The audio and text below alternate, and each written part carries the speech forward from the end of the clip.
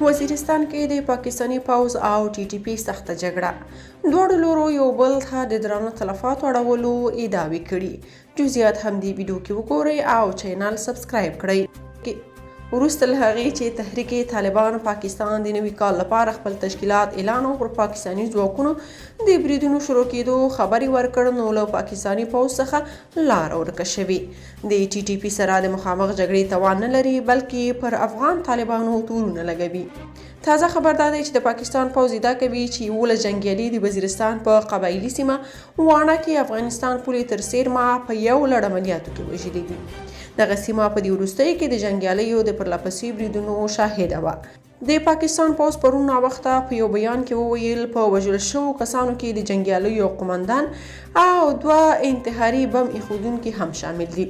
د پاکستان د پوځ یو لوړپوړي چارواکي د نوم د نه ښودلو په شرط مشال راډیو ته ویلي چې دغه ټول جنګیالي د تحریک طالبان پاکستان یا ټي ټي پي غړي وو.